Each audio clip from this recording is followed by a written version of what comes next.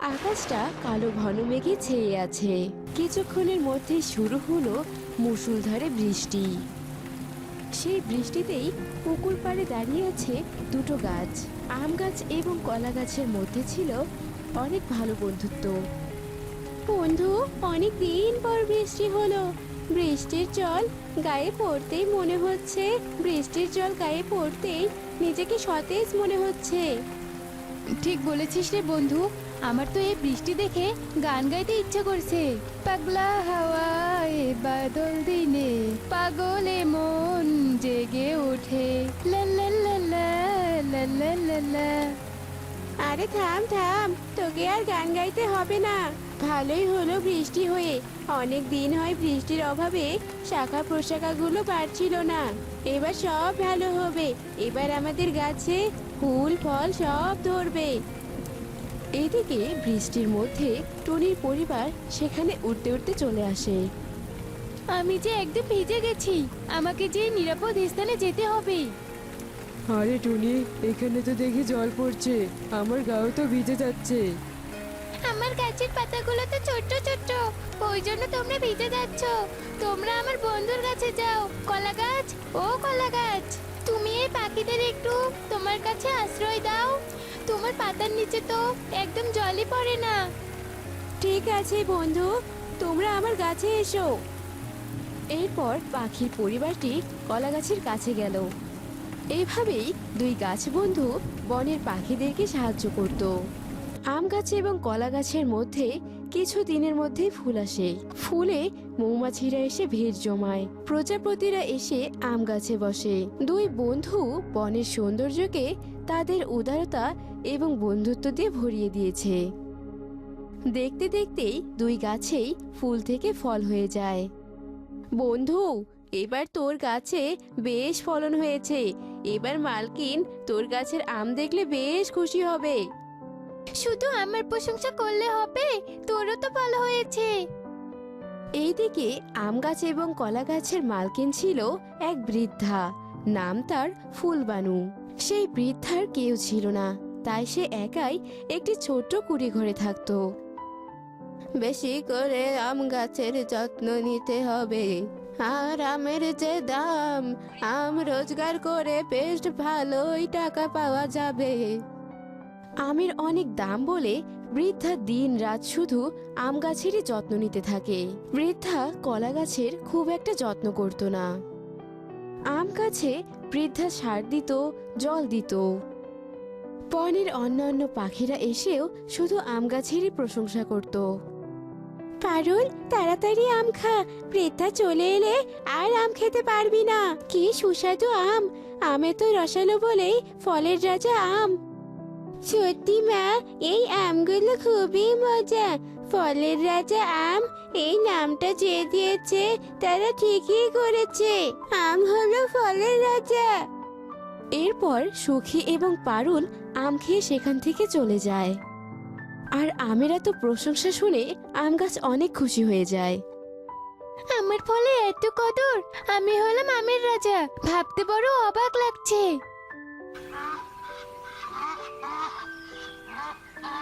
শোন শালিক, আগে আমরা বন্ধু ছিলাম, কিন্তু আমি আর এখন তোর সাথে বন্ধুত্ব রাখতে চাই না। কারণ আমি হলাম একজন স্বনামধন্য ধনী পাখি, আর তুই সামান্য একটা দিনমজুর।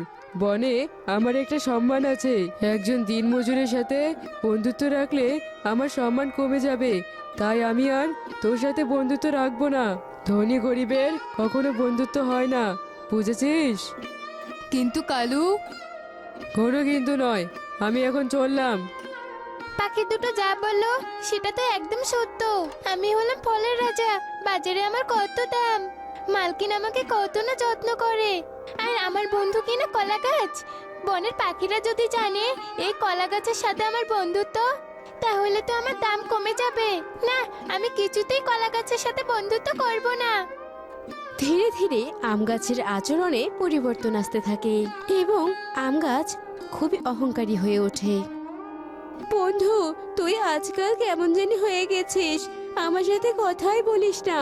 আমি তো তোর বন্ধু, বল। বন্ধু ছিলি, এখন আর নেই, কারণ আমি হলাম ফলের রাজা।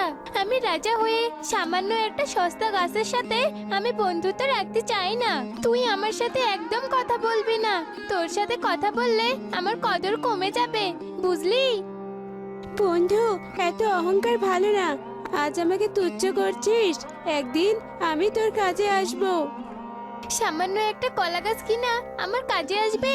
হাসালি আমায়, নিজের ঘোড়ারই তো জোর নাই, ধাক্কা দিলেই উল্টে যাস। তোর কলা তো কেউ কিনেই না, বাজারে আমের কত মূল্য সে তুই বুঝবি না, যত সব। কাকে কি বলছি আমি? এইদিকে আমের মৌসুম শেষ হয়ে যাচ্ছিল।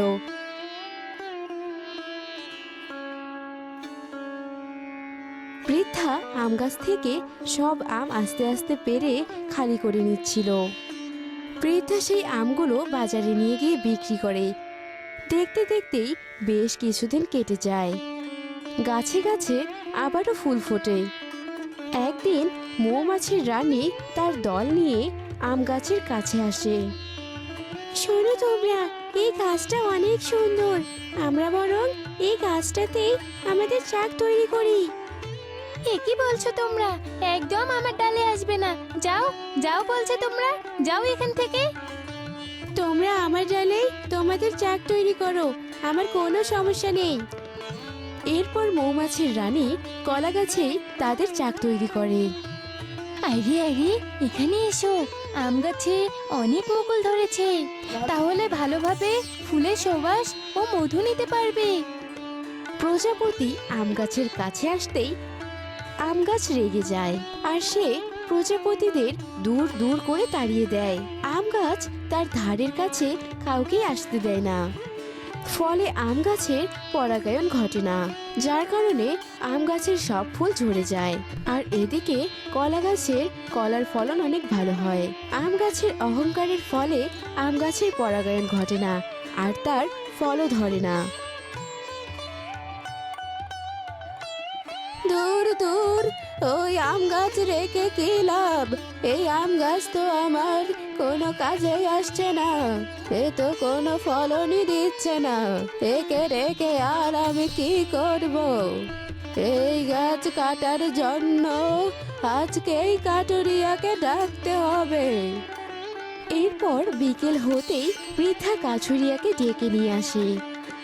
দাঁড়িয়ে দেখছো কি? আম গাছটা কেটে ফেলো। আমার সাথে এটা কি হচ্ছে? অহংকারের কারণে আজ আমার এই দশা। আমার বন্ধুর এত বড় ক্ষতি আমি কিছুতেই হতে দিব না। মৌমাছি বন্ধু, কাঠুরিয়ার হাত থেকে আমার বন্ধুকে বাঁচাও। এরপর মৌমাছির দল কাঠুরিয়াকে সেখান থেকে তাড়িয়ে দেয় এবং বৃদ্ধাও ঘরে চলে আসে। আমাকে তুই ক্ষমা করে দে বন্ধু, আমি আমার নিজের ভুল বুঝতে পেরেছি। আমার অহংকারের জন্য আমি চরম শিক্ষা পেয়েছি। আমি বুঝতে পেরেছি কোনো কিছুর উপর নির্ভর করে বন্ধুত্ব হয় না। প্রকৃত বন্ধুই হলো সবসময় বন্ধুর পাশে থাকা। তুই আমার একমাত্র বন্ধু। এইভাবে বলিস না বন্ধু, আমরা আবার আমাদের বন্ধুত্বের মাধ্যমে বনের অন্যান্যদের সাহায্য করব। এরপর থেকেই আম গাছ আর অহংকার করেনি কোনোদিন। প্রজাপতি ও মৌমাছিরা আবার আম গাছে আসে, গুনগুন শব্দে চারপাশ ভরে যায় এবং আম গাছের পরাগায়ন ঘটে। এভাবেই দুই গাছের বন্ধুত্ব অটুট থেকে যায়। এক বনে টোনা আর তার দুই বউ মুন্নি আর টুনির সাথে বসবাস করত। টোনার সংসারে অভাব থাকলেও একটা সন্তানের বড়ই অভাব ছিল। টুনি আর মুন্নি অন্য পাখিদের ছানাদের দেখে সব সময় দীর্ঘশ্বাস ফেলতো আর নিজেদের কবে ছানা হবে তা নিয়ে আলোচনা করত। টুনি দিদি, সংসারে তো খেটেই যাচ্ছি, কিন্তু মনে কোনো সুখ নেই গো। আজ পর্যন্ত একটা সন্তানের মা হতে পারলাম না, আমি এমন এক অভাগী। টোনাকে বাবা দেখতে শোনাতে পারলাম না। হায় ঈশ্বর, আমি কি এমন পাপ করেছি যে আমাকে তুমি মা হওয়া থেকে বঞ্চিত করছো? কাঁদিস না রে বোন, কাঁদিস না, তোর সবে মাত্রই বিয়ে হয়েছে। আর দেখ, এ অভাগী আমাকে, আমার যে কোনো বাচ্চা হলো না, তাই বলে তো টোনা তোকে বিয়ে করলো। তুইও টোনাকে বাচ্চা দিতে পারলি না। টোনার বংশে বুঝি আর কোনো ছানা নেই রে। এত ভেবে আর কি হবে, যা তো কলসিটা নিয়ে আয়। রান্নার জন্য নদীর ঘাট থেকে জল নিয়ে আসি। মন খারাপ করে বসে থেকে আর কি হবে বল? ঈশ্বর তো আর এই মুখপুরীদের মনের আশা পূরণ করবে না। টুনির কথা শুনে মুন্নি ঘরের ভেতর থেকে কলসি এনে টুনিকে দেয়। আর টুনি কলসি নিয়ে নদীর ঘাটে গিয়ে জল ভরতে থাকে। টুনি যখন নদীর ঘাটে জল ভরছিল তখন সে সময়ে সেখানে এক তান্ত্রিক আসে আর টুনিকে দেখে বলে, কে রে মা তুই? তোর মুখটা অমন মলিন দেখাচ্ছে কেন? কোনো কিছু নিয়ে দুশ্চিন্তায় আসিস রে মা? আমাকে বল, আমি অবশ্যই তোকে সাহায্য করব। কারো মলিন মুখ দেখলে যে আমার একদম ভালো লাগে না রে।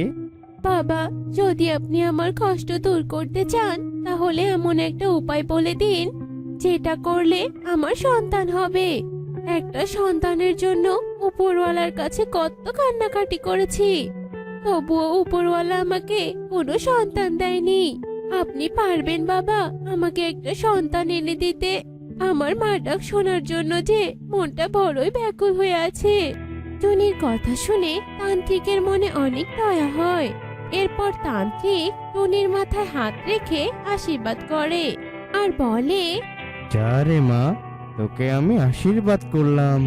তোর আর কোনো চিন্তা নেই। এবার তোর কোল আলো করে একটা সন্তান আসবে। যা রে মা, বাড়ি ফিরে যা, আর চিন্তা করতে হবে না। এ কথা শুনে টুনি ভীষণ খুশি হয় আর খুশি মনে বাড়িতে ফিরে যায়। এরপর বেশ কিছুদিন কেটে যায়। টুনি একটা ফুটফুটে মেয়ে সন্তানের জন্ম দেয়। তা দেখে মুন্নির মনে ভীষণ হিংসে হয়।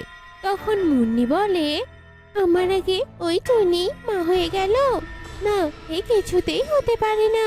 এবার তো টোনা আমাকে বাড়ি থেকে বের করে দেবে মনে হচ্ছে। টুনি আর তার সন্তানকে বেশি ভালোবাসবে। আমার যদি কোনো সন্তান না থাকে তবে ওই টুনিরও কোনো সন্তান থাকবে না। টুনির সন্তানকে আমি কিছুতেই এ বাড়িতে থাকতে দেব না। কিছু তো একটা ব্যবস্থা আমাকে করতেই হবে। কি করি পেয়েছি উপায়। এ কথা বলে মুন্নি রাত হওয়ার অপেক্ষা করতে থাকে। রাত হয়ে গেলে টুনি তার ছানা টুকিকে নিয়ে ঘুমিয়ে পড়ে। আর সেই সুযোগে মুন্নি টুনির ঘরে এসে টুনির ছানা টুকিকে চুরি করে নিয়ে যায় আর বনের গভীরে ফেলে দিয়ে আসে। এদিকে টুকি গভীর রাতে খিদের জ্বালায় কাঁদতে থাকে আর কাঁদতে কাঁদতে সে সেখানে অজ্ঞান হয়ে পড়ে থাকে। আর সে সময় সেখানে একটা ডাইনি আসে আর টুকিকে অজ্ঞান অবস্থায় পড়ে থাকতে দেখে বলে, এটা তো দেখছি একটা পাখির ছানা। তাই তো বলে টাটকা পাখির ছানার গন্ধ কোথা থেকে আসছে। বাবা, আজ তো আমার ভোরে ভোজ ভালোই হবে।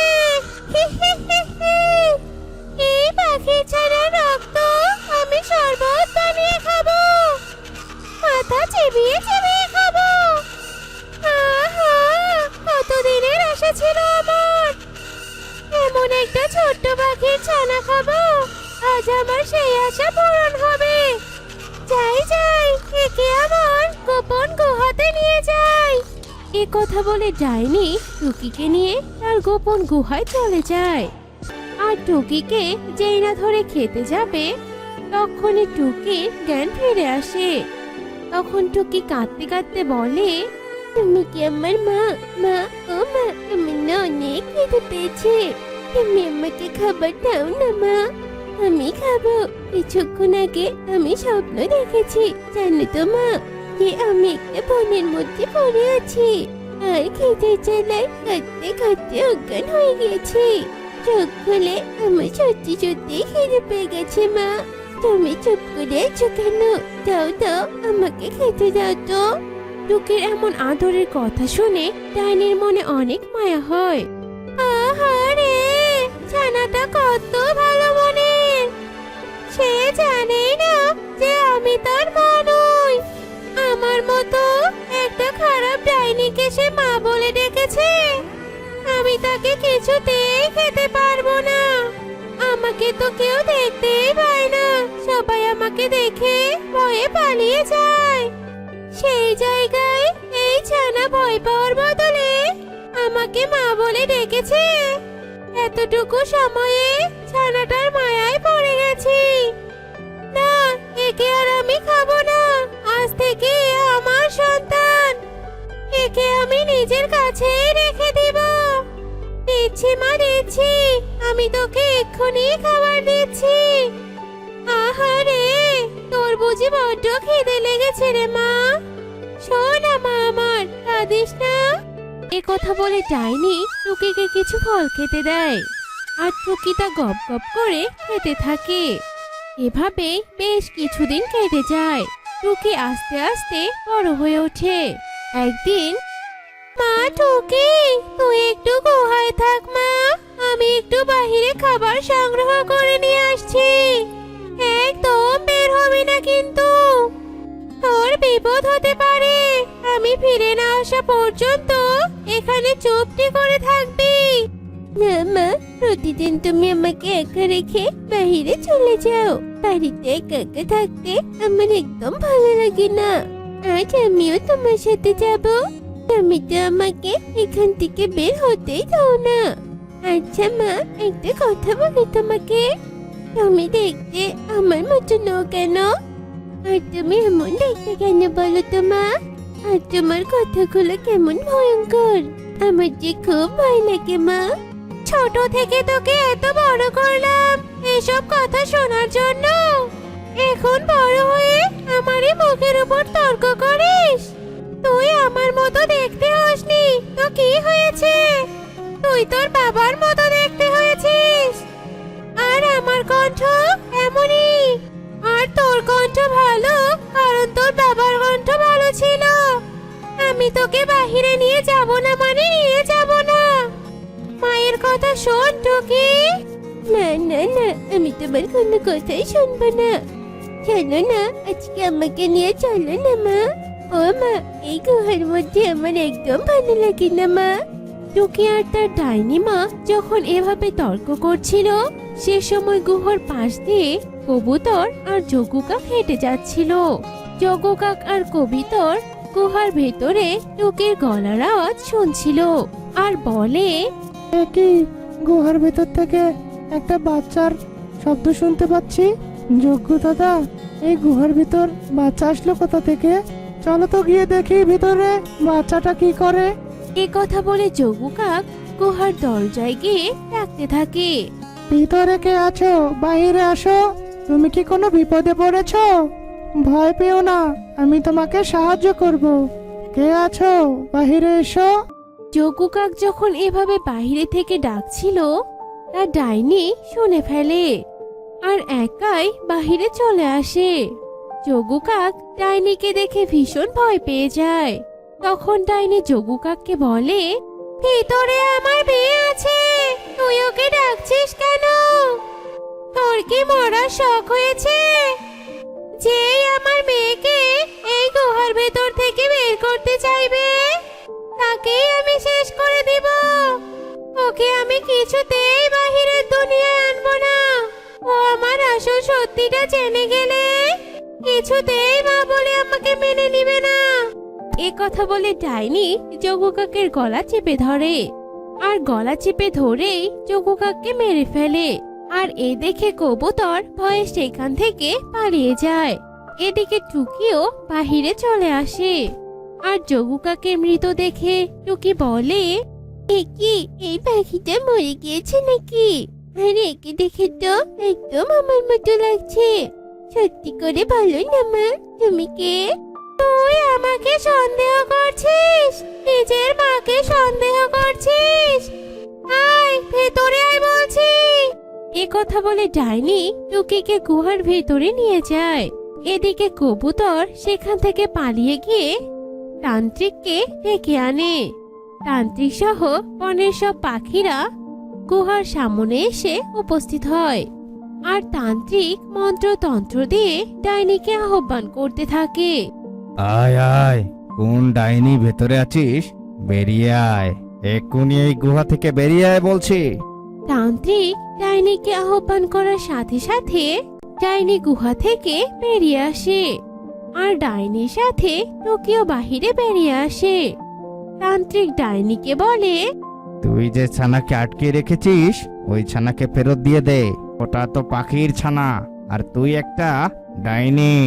ডাইনির ছানা কখনো পাখির ছানা হয় না, তাই না? কিছুতেই আমি ওকে ফেরত দেব না। ওকে আমি বনের মধ্যে কুড়িয়ে পেয়েছি, বড় করে তুলেছি। ও আমার সন্তান। ডাইনি যখন এসব কথা বলছিল, সব পাখিদের মধ্যে টুনি আর মুন্নিও সেখানে উপস্থিত ছিল। টুনি ডাইনির কথা শুনে কেঁদে ওঠে আর বলে, কি বললে তুমি? ওই ছানাকে কুড়িয়ে পেয়েছো? আমার সন্তানও তো হারিয়ে গেছে। তার মানে ও আমার সন্তান? হ্যাঁ দিদি, ওটা তোমারই সন্তান। আজ সবার সামনে আমি একটা সত্যি কথা বলবো। সেই রাতে আমি তোমার সন্তানকে চুরি করে বনের মধ্যে ফেলে রেখে গিয়েছিলাম আর আড়ালে দাঁড়িয়েছিলাম তোমার সন্তানকে কে খায় সেটা দেখার জন্য। তখন আমি দেখি এই ডাইনিটা তোমার সন্তানকে নিয়ে যাচ্ছে। এ দেখে আমি বাড়িতে চলে আসি। প্রথম প্রথম তো তোমার কষ্ট দেখে মজাই পেতাম, আর কিছুদিন পর আমার এই অপকর্মের জন্য আমার নিজেরই অনুশোচনা হয়। দিদি, আমাকে তুমি ক্ষমা করে দাও। এসব কথা শুনে ডাইনি বলে ওঠে, সত্যি তোমার সন্তান টুকি? তাহলে আমি তোমাকে ফেরত দেব। যদিও বা টুকিকে আমি আমার নিজের সন্তানের মতো বড় করেছি, কিন্তু একজন মায়ের কষ্ট আমি বুঝতে পেরেছি। তুমি তোমার সন্তানকে নিয়ে যাও। তুমিও তো ওকে আদর করে বড় করেছো। তুমি না থাকলে হয়তো বা বেঁচেই থাকতো না আমার মেয়েটা। এখন থেকে আমিও টুকির মা আর তুমিও টুকির মা। এ কথা বলে ডাইনি টুকিকে টুনির কাছে ফেরত দিয়ে দেয়। আর টুকিকে ফেরত দেওয়ার পর সবাই সেখান থেকে চলে যায়। আর টুকি তার দু মাকে নিয়ে সুখে শান্তিতে তার জীবন কাটাতে থাকে। দূরের এক বনে অনেক পাখির বসবাস ছিল। ওই বনে টোনা তার স্ত্রী টুনিকে নিয়ে বাস করত। একদিন সকালবেলা টুনি টোনাকে বলতে থাকে, ওগো এদিকে এসো, একটা খুশির সংবাদ শুনে যাও গো। কি হলো টোনা, তাড়াতাড়ি আসো। কি হয়েছে? তোমাকে এত খুশি দেখাচ্ছে কেন গো? আর কি বলবে, তাড়াতাড়ি বলো। টোনা, আমি মা হতে চলেছি আর তুমি বাবা হবে। কি সত্যি বলছো? আমাদের ছোট ফুটফুটে সন্তান হবে? টুনি, সত্যি আজ আমি অনেক খুশি। তুমি একটু দাঁড়াও, আমি বাজার থেকে মিষ্টি নিয়ে আসছি। আর আরেকটা কথা, আমাদের সন্তান না হওয়া পর্যন্ত তুমি কোনো কাজ করবে না। তোমার সব কাজ আমি করে দেব। টোনা বাজারে মিষ্টি কিনতে যায় আর মিষ্টি এনে বনে সবাইকে খায়। টোনা টুনি সব কাজ করে দেয় আর এভাবেই হাসি খুশিতে তাদের দিন চলতে থাকে। একদিন টুনি তার ঘরে একা একাই বলতে থাকে, ও আজ কতদিন হলো বনের চারপাশটা ঘুরে দেখি না। এখন তো না বাসায় নেই, এই সুযোগে পুরো বনটা একটু ঘুরে আসি। ডিম দিলে তো আর কোথাও যেতে পারবো না, সারা দিন রাত ডিমে তা দিতে হবে আমায়। গর্ভবতী টুনি বনের চারপাশ ঘুরে ঘুরে দেখতে থাকে। এমন সময় একটা বৃদ্ধা পাখির সাথে টুনি দেখা হয়ে যায়। এই মা, কে তুই? আমাকে একটু জল খাইয়ে সাহায্য কর রে মা, আমি অনেক দুর্বল, খুব জল পিপাসা পেয়েছে। বুড়িমা, আমি টুনি, আমি এক্ষুনি জল নিয়ে আসছি। টুনি পাশের একটা নদী থেকে জল এনে বৃদ্ধাকে খায়। বৃদ্ধা জল খাওয়ার সাথে সাথে সুন্দরী এক পরীতে পরিণত হয়। আর এ দেখে তো টুনি ভীষণ ভয় পেয়ে যায়। কে তুমি? তুমি তো বৃদ্ধা ছিলে, আর এমন হয়ে গেলে কি করে তুমি?